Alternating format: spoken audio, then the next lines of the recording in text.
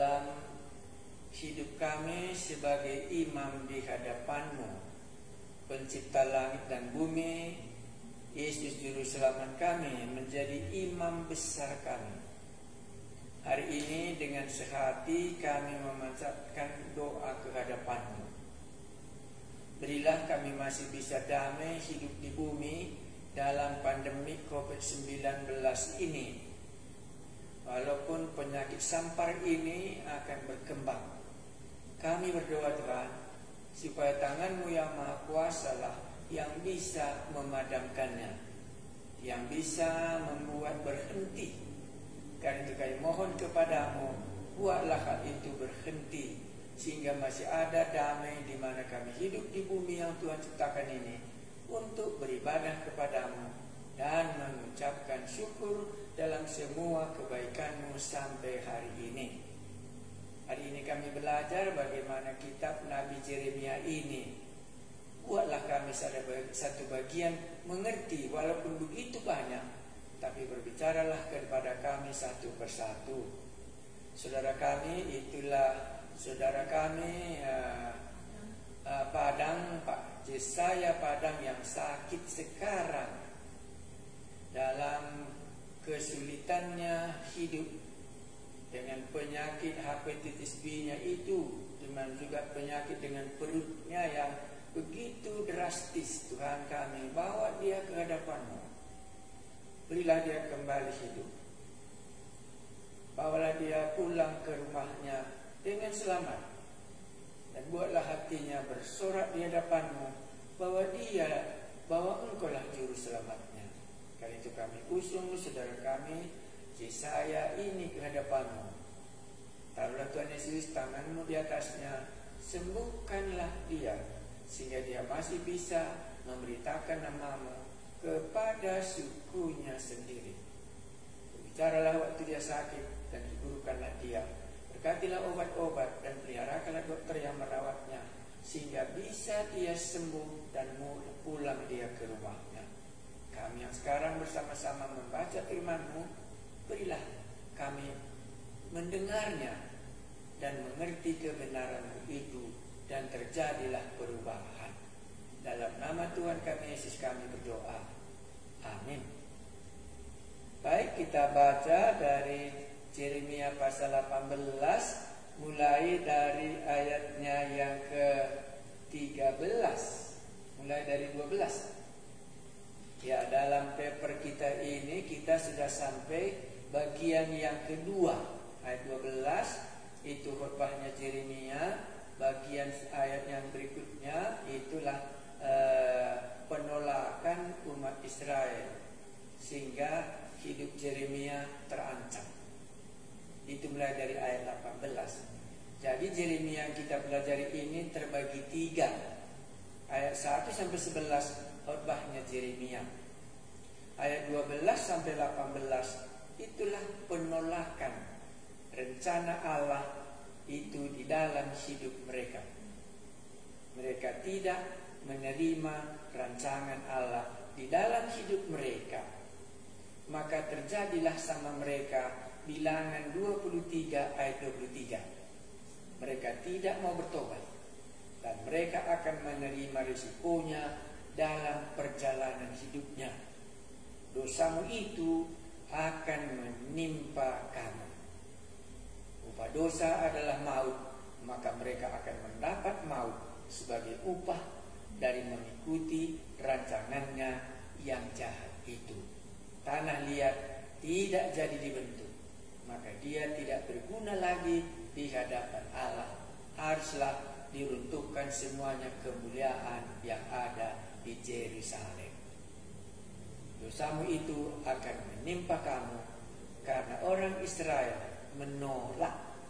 Tidak ada gunanya, sebab kami hendak berkelakuan mengikuti rencana kami sendiri, dan masing-masing hendak bertindak mengikuti kedegilan hatinya yang jahat itu. Itulah ayat 12. Jadi sebagai pengkhotbah boleh kita katakan gagal Yeremia menyampaikan khotbahnya. Jadi ada kemungkinannya ditolak apa yang dikatakan oleh Allah.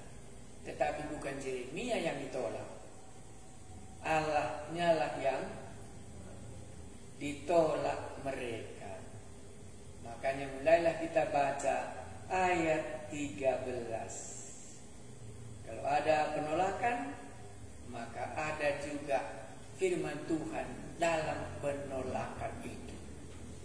Ya, mari kita baca ayatnya yang ke-13. Sebab itu beginilah firman Tuhan. Cobalah tanyakan di kalangan bangsa-bangsa, siapakah yang telah mendengar hal seperti ini? Anak darah Israel telah melakukan hal-hal yang sangat ngeri. Tanyakan bangsa lain, itu maksudnya ya. Karena kita sudah bicarakan itu, bangsa-bangsa sekelilingnya itu sangat sulit mereka meninggalkan berhalanya, pindah kepada orang Israel. Tetapi orang Israel begitu gampang pindah masuk kepada penyembahan ratu sorga orang Babylon, orang Kanaan. Ayat 14, masakan salju putih akan beralih dari gunung batu Sirion. Di daerah ini ada salju. Masakan air gunung akan habis, air yang sejuk dan mengalir. Ini ilustrasinya. Tapi umatku, ini kebalikannya. Tapi umatku telah melupakan aku. Bisa ya? Masakan air gunung akan habis, air yang sejuk dan mengalir. Masakan air dari gunung itu bisa habis, katanya. Makanya air dari gunung terus menerus akan mengalir. Tetapi umatku, ini kan kebalikannya. Tetapi umatku telah melupakan aku. Mereka telah membakar korban kepada dewa kesia-siaan. Mereka telah tersandung jatuh di jalan-jalan mereka, yakni jalan-jalan dari dahulu kala, dan telah mengambil jalan simpangan, yakni jalan yang tidak diratakan. Ayat 15 inilah yang bisa kita renungkan. Tetapi umatku telah melupakan aku. Ya, kalau tadi air nggak mungkin berhenti dari gunung mengalir, tapi umat Allah mungkin melupakan Allah yang membawa mereka ke tanah Mesir, dan mereka telah membakar korban kepada dewa kesia-siaan. Ya, ini dia ayat 16. Maka mereka membuat negerinya menjadi kengerian, menjadi sasaran suitan untuk selamanya. Karena mereka tidak mau dibentuk, mereka sudah melupakan Allah mereka, Tuhan mereka, maka setiap orang yang melewatinya akan merasa ngeri dan akan menggeleng-gelengkan kepala. Ngeri orang melihatnya kota Yerusalem itu. Seperti angin timur, aku akan menyerahkan mereka di depan musuhnya. Jadi Allah menyerahkannya karena mereka tidak mau bertobat. Seperti angin timur, aku akan menyerahkan mereka di depan musuhnya. Belakangku akan kuperlihatkan kepada mereka, dan bukan mukaku pada hari bencana mereka. Kalau bilang tadi, dosamu akan menimpa kamu. Kalau di sini, belakangku akan kutunjukkan kepada mereka pada hari bencana mereka datang. Jadi kalau kamu garis besarnya ini, kalau Allah berbicara, kalau Allah mau membentuk, tetapi orang-orang berdosa ini berkata, apa katanya tadi? Sebab tidak ada gunanya. Maka pada hari bencana datang, maka Tuhan juga akan katakan, aku juga akan memperlihatkan belakangku kepada mereka, dan bukan mukaku pada hari bencana mereka. Ya, baru kita masuk doa Yeremia minta pembalasan terhadap musuhnya. Ini pasti belum pernah kita dengar dalam Yeremia pasal 18 ini. Sikap doa ya. Tapi saya senang ada satu pertanyaan yang bagus kurasa, dan akan kubacakan pertanyaan tadi malam ya. Pertanyaan, berarti apapun dibuat Tuhan dalam hidup kita, Tuhan mau membentuk kita ya Pak? Bagaimana kita rasa? Karena tadi dia berbicara bahwa umat Israel itulah tanah liat ya. Jadi tanah liat itu dibentuk oleh tukang periuk. Demikianlah kamu, hai umat Israel, kamu sebagai tanah liat, akulah tukang periuknya, aku akan membentuk kamu. Ya, bagaimana tadi pembentukan yang mereka tidak mau? Pembentukan mereka yang tidak mau, mereka mengikuti kehendaknya sendiri, dan dia tidak mau dibentuk oleh tukang periuk supaya mereka bisa berguna baginya. Orang Israel tidak mau dibentuk oleh Allah yang membawa mereka keluar dari tanah Mesir, dan yang membuat mereka hidup di tanah Kanaan, yang membuat mereka ada bait Allah di Yerusalem. Mereka tidak mau dibentuk. Ya, sebenarnya Allah mau membentuk kita dari yang sia-sia menjadi yang berguna. Jadi apa yang terjadi dalam hidup keadaan waktu Yeremia ini? Mereka tidak mau dibentuk oleh Allah. Kalau mereka mau dibuang ke Babylon, mereka maunya tetap tinggal di Yerusalem, tetap tinggal di bait Allah. Mereka maunya tetap sebagai umat kepunyaan Allah. Bangga mereka dan orang ketakutan melihat bangsa itu. Itu yang mereka mau. Tetapi sekarang mau dibentuk karena mereka sudah menyembah kepada apa tadi katanya di sini? Iya, umatku telah melupakan aku. Jadi bagaimana membentuk umat Allah yang sudah melupakan Allah? Itu cuma satu jawabannya. Kalau mereka harus dibuang ke Babylon, supaya berhala di bait Allah mereka diambil oleh musuh, menjadi bersih bait Allah itu, diruntuhkan semua tembok-tembok Yerusalemnya, membuat mereka berpikir, kenapa Allah membuat hal ini? Jadi setiap kali kita dibentuk oleh Allah, itu tujuannya supaya kita semakin berharga di hadapannya. Ya, tidak ada satupun emas kalau tidak dimurnikan. Jadi pembentukan ini supaya kita lebih bernilai di hadapan Allah. Hanya kemungkinannya kita tidak mau dibentuk seperti umat Israel tadi. Makanya mereka katakan tidak ada gunanya, sebab kami hendak berkelakuan mengikuti rencana kami sendiri. Ya, jadi orang yang tidak mau dibentuk itu, dia mengikuti rencananya sendiri. Dan masing-masing hendak bertindak mengikuti kedegilan hatinya. Itulah prinsipnya, sehingga dia tidak mau mengikuti pembentukan Allah, dibuang ke Babylon supaya mereka kudus seperti Sadrak, Mesak dan Abednego dan yang lain. Mereka mau tetap di Yerusalem, menyembah kepada Allah di bait Allah, walaupun mereka sudah juga menyembah kepada Ratu Sorga. Iya. Jadi kita sebagai tanah liat di tangan Tuhan kita Yesus, Dia mau membentuk kita. Adakah Anda lihat yang dibentuk oleh Tuhan Yesus dalam murid-muridnya? Tapi satu yang sangat berkesan, karena kami di ladang misi itu dibacakan pada waktu itu oleh seorang yang duluan menjadi misioneri, dan dia datang ke tempat kami, dan waktu kami bersama-sama persekutuan dibacakannya Kisah Rasul pasal 10. Dan dikatakannya bagaimana pembentukan Simon Petrus di dalam pelayanannya ke rumah Cornelius. Karena kalau Simon Petrus tidak dibentuk, maka tidak sampai pelayanannya ke rumah Cornelius. Jadi sebagai hamba Tuhan kita, katanya, kapan Anda terakhir dibentuk oleh Tuhan supaya pelayanan ini semakin luas? Di mana Petrusnya? Karena Petrusnya katakan orang yang bukan Yahudi itu adalah najis.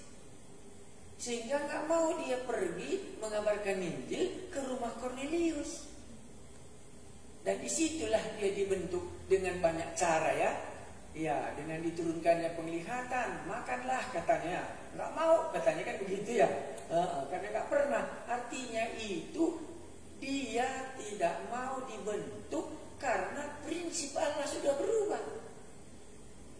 Iya, bahwa semua bangsa sama di hadapan Allah sebagai orang berdosa dan sebagai umat Allah. Dia tahu bahwa juga di dalam Yesus cuma dosa mereka diampuni. Karena itu dia harus dibentuk supaya mau dia ke rumahnya Kornelius dalam Kisah Rasul pasal 10.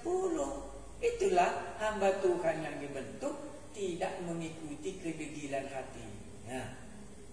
Itu yang dimasukkan di sini. Jadi dalam hidup kita ini bisa juga dalam hal positif kita harus dibentuk, baru bisa kita semakin luas berguna di hadapan Allah. Jadi benar ya, setiap kejadian dalam hidup kita ini membentuk kita sebagai tanah liat supaya semakin berharga di hadapannya. Baik, kita lanjutkan doa Yeremia.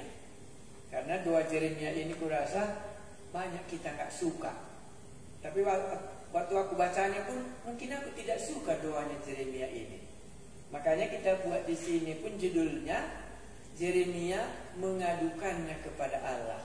Ya, air susu dibalaskan dengan air tuba. Yeremia sudah melakukan tugas dan memberikan jalan keselamatan, tetapi Israel menolaknya dan mau membunuhnya. Yeremia sudah berusaha berdoa. Kan itu ya pasal 13. Yeremia akan lepas dari hukuman Allah sebagai nabi. Dia sudah memperingatkan, tetapi orang Israel tidak mau bertobat. Mereka akan mati dalam dosa. Yeremia tidak bersalah atas hukuman Allah yang menimpa orang Israel. Kita baca ya, nanti kita baca ayatnya berikutnya. Apa pengaduan Yeremia dengan ditolaknya firman Tuhan ini? Berkatalah mereka, ini laporan Yeremia ya, marilah kita mengadakan persepakatan terhadap Yeremia. Sebab imam tidak akan kehabisan pengajaran, orang bijaksana tidak akan kehabisan nasihat, dan nabi tidak akan kehabisan firman. Marilah kita memukul dia dengan bahasanya sendiri dan jangan memperhatikan setiap perkataannya. Inilah dia. Berkatalah mereka. Baik. Ayat 19, Yeremia melaporkannya kepada Tuhan. Perhatikanlah aku, ya Tuhan, dan dengarkanlah seruan pengaduanku, suara pengaduanku. Jadi ini pengaduannya Yeremia kepada Allah atas orang Israel yang menolak firman Tuhan. Loh, jadi nanti Pak, kalau orang menolak firman Tuhan yang kita sampaikan, bisakah kita mengadukannya kepada Allah? Ini menjadi pertanyaan kita. Ya, pada ayat 20, akan dibalaskankah kebaikan dengan kejahatan? Apa di sini kebaikan Yeremia? Supaya jangan mereka dibuang ke babi, supaya jangan mereka nanti mati dimakan pedang, apalagi mati kena sampah, mati kelaparan, dan mati dimakan oleh binatang buas. Ini kebaikan Yeremia. Maka dikatakannya, akan dibalaskankah kebaikan dengan kejahatan? Namun mereka telah menggali pelubang untuk aku. Ingatlah bahwa aku telah berdiri di hadapanmu dan telah berbicara membela mereka. Jadi Yeremia ini membela orang-orang Yahudi ini di hadapan Allah. Itulah maka ayat 13, janganlah berdoa. tidak mau mendengar. Jadi Yeremia ini sangat baik terhadap umat Israel supaya mereka ini tidak akan jatuh kepada hukuman yang keempat ini. Apakah dia akan nanti perang? Ya, apakah nanti kelaparan? Apakah nanti penyakit sampar? Ataukah dimakan oleh binatang buas? Jadi Yeremia mau supaya mereka ini diselamatkan. Itulah maka dikatakan ayat 12, akan dibalaskankah kebaikan dengan kejahatan? Namun mereka telah menggali pelubang untuk aku. Ingatlah bahwa aku telah berdiri di hadapanmu dan telah berbicara membela mereka. Yeremia pasal 13, 14 dan 15. 3 kali Yeremia membela orang ini di hadapan Allah. Ya, berdiri di hadapanmu dan telah berbicara membela mereka. Ya, pasal 13, 14 dan 15 ya. Baru disambungnya. Supaya amarahmu disurutkan dari mereka. Itulah pembelaannya. Tapi jangan terlalu cepat ya. Mari kita baca, coba kalau nggak silap saya, Yeremia pasal 13 itu ya. Disinilah Yeremia mulai berdoa untuk umat Israel, kurasa ya. Ada 3 kali ku catat di sini. 14. Ya, 14. Bukan Yeremia pasal 13. Coba pelan-pelan karena kita ini sekolah. Kalau tidak sudah jelas Yeremia pasal 14 itu sudah pasti ya. Sudah lihat Yeremia pasal 14 ya? Ayat berapa itu? 11. Ya, 11. Tuhan berfirman kepadaku, janganlah engkau berdoa untuk kebaikan bangsa ini. Kenapa dilarang Tuhan? Karena dia terus berdoa supaya datang kebaikan Allah kepada umat ini. Itulah dikatakannya di sini.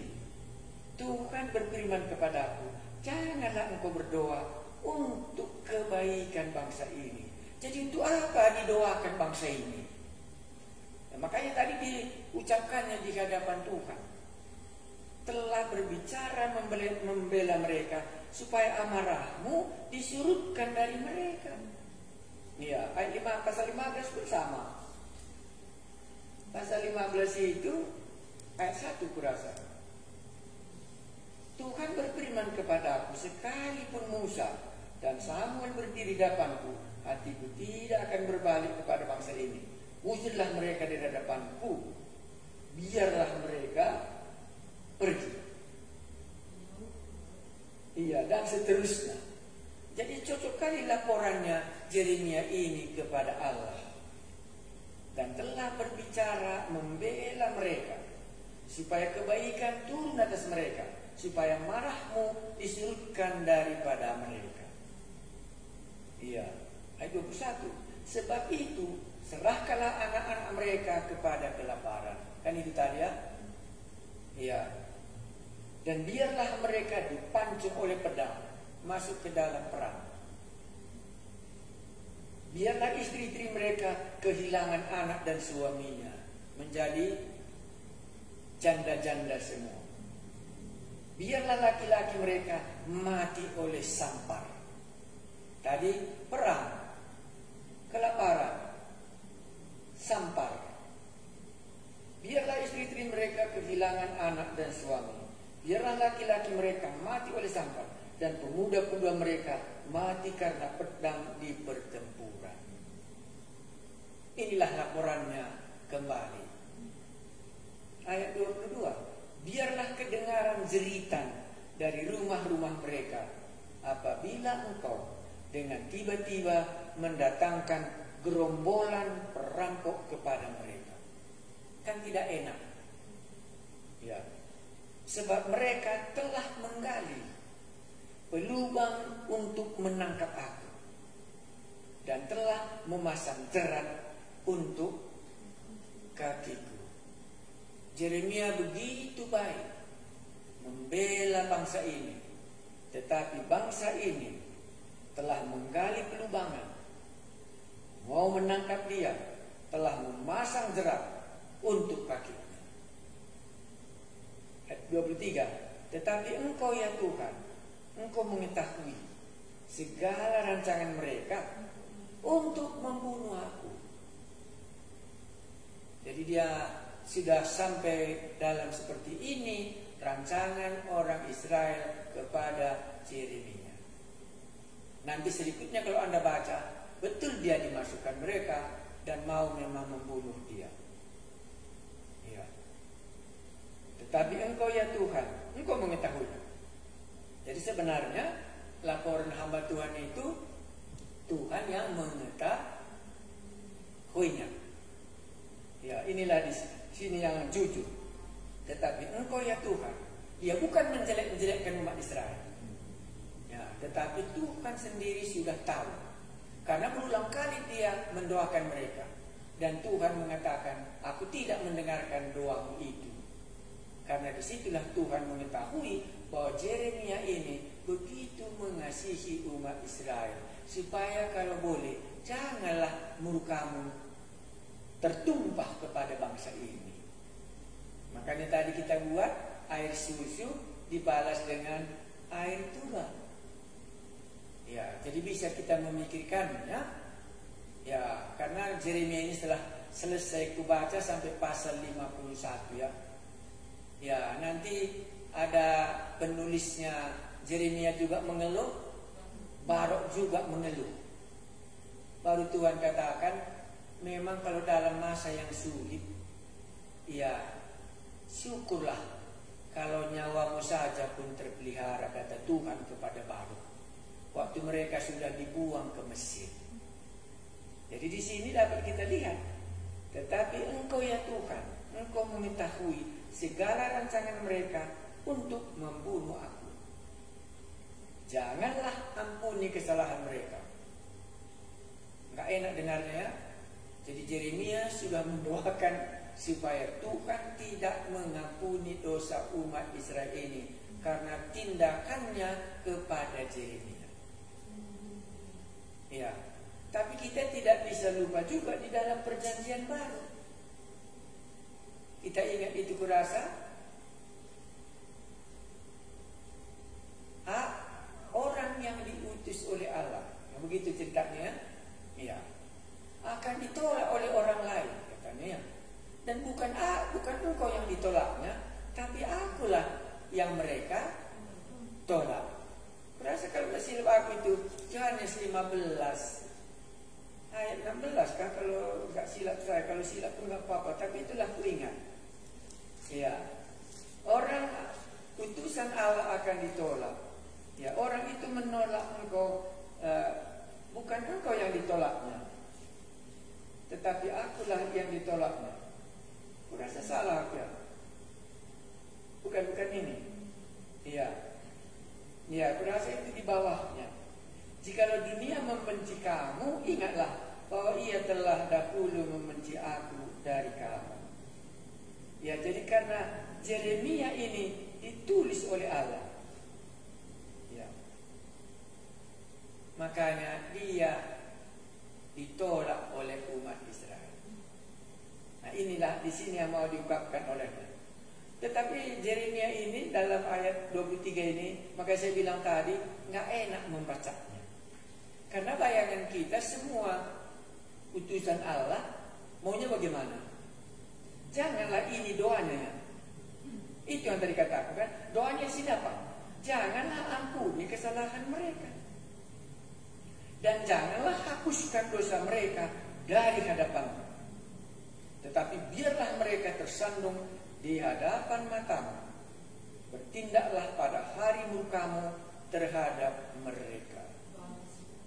Kita belum pernah mendengar doa hamba Tuhan seperti ini. Biasanya kita dengar doa hamba Tuhan apa? Ampunilah mereka, kan gitu ya? Iya, sebagaimana doa Tuhan Yesus di kayu salib ya, ampunilah mereka karena mereka ini tidak tahu apa yang dia berbuat. Tapi dalam kitab Yeremia ada sedikit berbeda. Jadi kalau begitu, bagaimana meletakkan kedua doa ini? Waktu itu kita sudah berbicara, ada dosa yang membawa kepada maut. Aku minta supaya kamu tidak lupa berdoa, kan gitu waktu itu ya. 1 Yohanes pasal 5 ayat 6 berasa ya. Ya. Jadi di sini juga nggak enak dengarnya. Jadi kalaulah seandainya Anda meminta, doakanlah aku, katanya. Sudah itu ini dikatakan, di mana Anda melakukannya?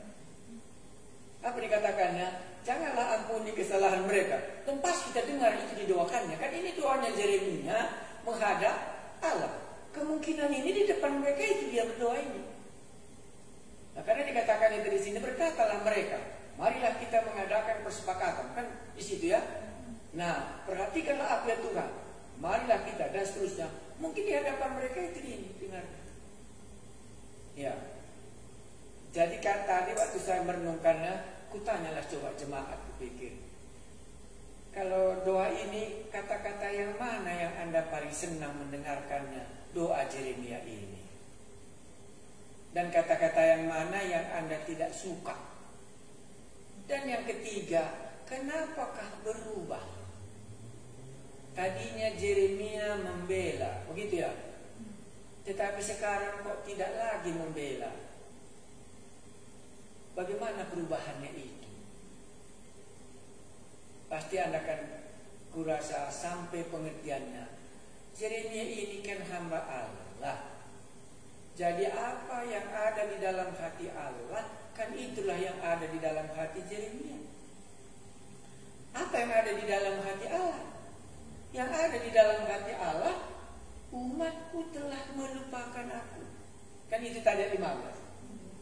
Mereka telah membakar korban kepada dewa kesia-siaan. Ya. Tadi mereka katakan tidak ada gunanya kami mengikut Tuhan.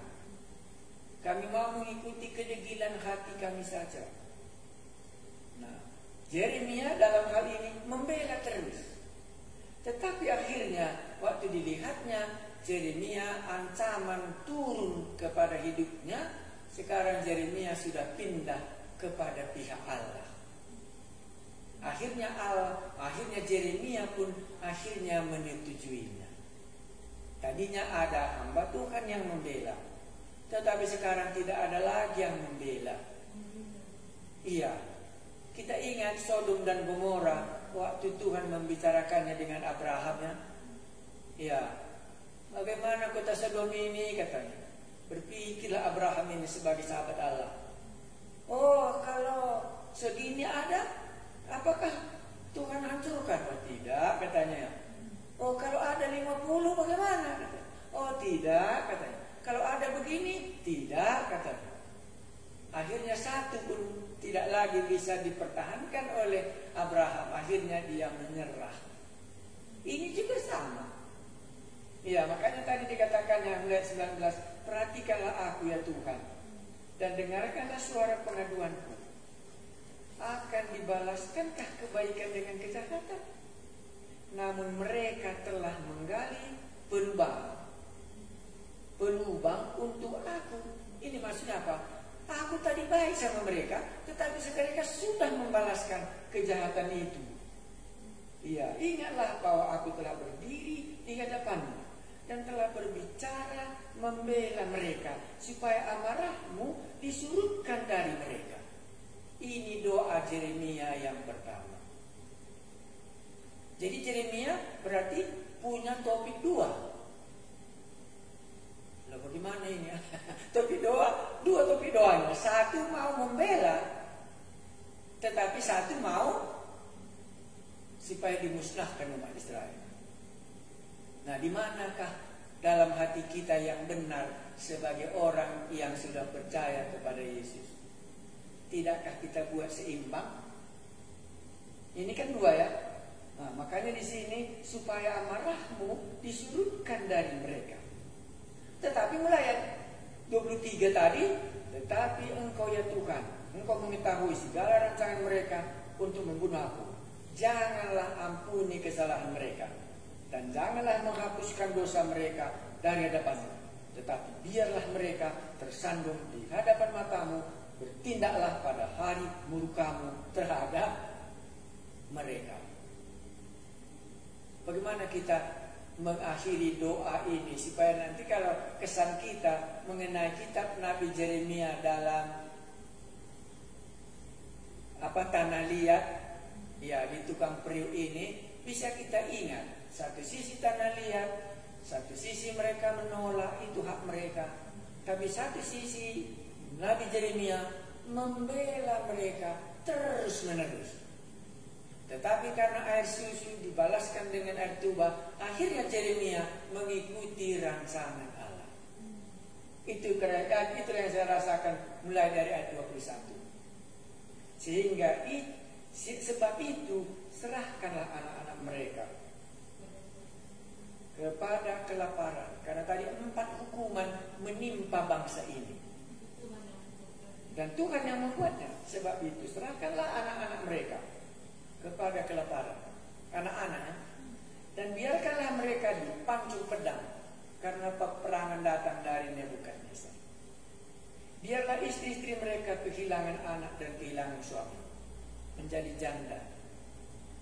Biarlah anak-anak mati karena sampah, karena penyakit menular, dan pemuda-pemuda mereka mati karena pedang di pertempuran, karena mereka melawan, tidak mau diatur oleh Allah. Mereka menghadapi peperangan dengan Nebukadnezar. Mereka tidak mau takluk. Tuhan katakan taat, pergi ke Nebukadnezar, ikut mereka. Tetapi mereka mengikuti kedegilan hatinya, mereka melawannya, sehingga pemuda-pemuda mereka mati di dalam pertempuran. Biarlah biarlah kedengaran jeritan dari rumah-rumah mereka apabila engkau dengan tiba-tiba mendatangkan gerombolan perampok kepada mereka, sebab mereka telah menggali pelubang untuk menangkap aku dan telah memasang jerat untuk kaki. Mungkin Anda akan katakan ayat 22 ini bukan dosa mereka menyembah berhala. Ini dosa mereka dalam hal apa? Ya, ini dosa mereka dalam orang yang mau mengasihi dia, tetapi orang yang mau mengasihi dia inilah yang dibunuhnya. Ya, inilah dosanya. Sehingga orang yang mengasihi dia ini berbalik kembali supaya mendoakan tidak lagi ada kebaikan yang akan turun kepada umat Israel ini. Karena dalam kitab Yeremia yang kita bisa kita sebagai Yeremia, bisa kita sebagai tanah liat bersedia dibentuk, bisa juga kita sebagai umat Israel yang tidak mau mendengarkan dan terus mengikuti kedegilan hati kita. Nggak ada gunanya mendengarkan nabi yang tidak kekurangan kata, marilah kita bunuh dia. Maka ada juga golongan di sini yang melawan nabi ini. Jadi Anda bisa bayangkan bagaimana sudah keadaan umat Israel ini. Kalau tadinya mereka katanya hanya membelakangkan, melupakan Allah, ya sekarang hamba-hamba Tuhannya pun mau mereka tangkap, mereka gali lubang, mau mereka bunuh, supaya apa yang dikatakannya kalau boleh jangan lagi sampai ke telinga mereka. Ya. Dan sekarang air tuba yang air susu yang diceritakan oleh Yeremia, sekarang dibalaskan Yeremia lah, minta kepada Tuhan dalam keluhannya ini supaya jangan lagi ditarik muka Allah ini. Ya, saya ingat satu kata dalam Perjanjian Baru, kalau dosa itu sudah menjadi matang, maka dia akan mendatangkan maut. Ya, ada yang kita mau tanyakan sebelum kita akhiri pasal 18 ini. Ya, karena ibadah kitab Yeremia kita hari ini kita akan akhiri, dan kapan Tuhan izinkan kembali kita membahas kitab Yeremia-nya. Karena kita tidak bisa dalam rancangan kita, tapi kita hidup di dalam rancangan Allah supaya kebaikan yang Tuhan tetapkan itu bisa terjadi dalam hidup kita. Waktu saya membaca kitab Yeremia ini sampai selesai, yang menjadi pemikiran saya yang paling dalam adalah kehati-hatian kita untuk mendengar suara Allah yang mana yang benar dan yang mana yang salah. Maka minggu ini saya mencoba, kalau Tuhan berkenan, itu akan Roma pasal 8, bagaimana pengalaman orang yang sudah memiliki Roh Kudus dalam hatinya akan memimpin hidupnya supaya jangan dia kehilangan kesempatan itu. Di sini Yeremia bisa kita lihat begitu baiknya, tetapi terakhir dia sudah mengeluh dan dia memanjatkan doa kepada Allah supaya orang ini tidak jadi diampuni. Makanya semua hukuman akan jatuhlah kepada orang ini karena tidak ada lagi yang membelanya. Pasti Anda akan tanya, bagaimana hubungannya dengan perjanjian baru? Ya, agak sulit memang, tapi itu nanti pasti kita jumpa. Yeremia mulai pasal 29.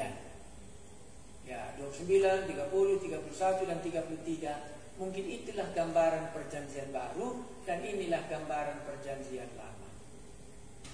Apakah kesan kita baik? Yang mana kita? Nehemia boleh?